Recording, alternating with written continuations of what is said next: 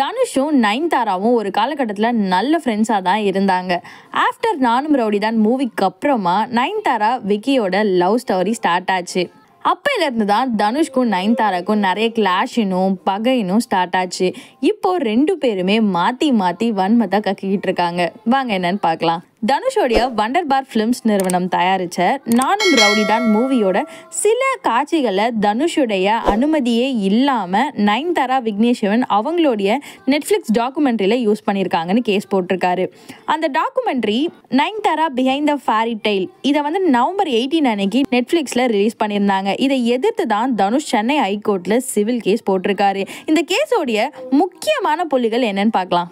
தனுஷோடைய permission இல்லாமல், அதாவது NOC வாங்காமல் அந்த டாக்குமெண்ட்ரியில் நானும் ரவுடி தான் மூவியோட ஒரு 3 செகண்ட் கிளிப்ஸை யூஸ் பண்ணதுக்காக 10 கோடி ரூபாய் இழப்பீடு கேட்டிருக்காரு.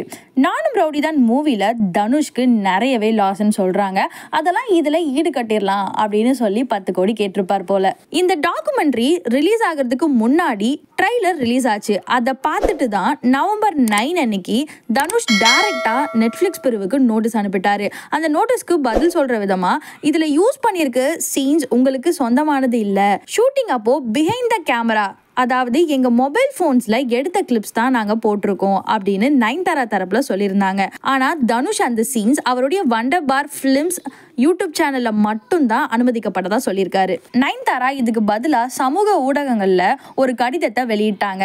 அதுல தனுஷை கொடுங்கோலன்னு திட்டி இந்த 3 செகண்ட்ஸ்க்கு 10 கோடி ரூபாய் ரொம்பவே அநியாயம்னு சொல்லி கடுமையா விமர்சனம் பண்ணியிருப்பாங்க.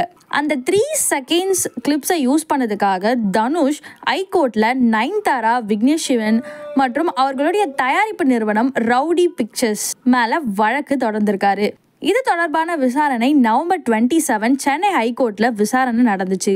அப்போ நீதிபதி நயன்தாரா, விக்னேஷ்வன் மற்றும் அதுக்கு சம்பந்தப்பட்ட 5 பேருக்கு நோட்டீஸ் அனுப்பி இதுக்கான விளக்கத்தை கேட்குமாறு உத்தரவிட்டாரு. இந்த பிரச்சனை இப்போ திரையுலகத்துல பெரிய விவாதமாகிட்டு இருக்கு. இந்த கேஸோடைய முடிவு என்னவா இருக்கும்? தனுஷ் பக்கமா இருக்குமா இல்ல நயன்தாரா பக்கமா இருக்குமா அப்படின்னு சொல்லி நம்ம வெயிட் பண்ணி தான் பார்க்கணும். இதோட நம்ம வீடியோவோட எண்டுக்கு வந்தாச்சு. இந்த வீடியோ உங்களுக்கு பிடிச்சிருந்தது அப்படின்னா லைக் பண்ணுங்க, ஷேர் பண்ணுங்க, மறக்காம சப்ஸ்கிரைப் பண்ணிடுங்க. அன்டில் தென் உங்ககிட்ட இருந்து விடைபெறுவது மாயவலை சேனல் டீம். டாடா, பாய்.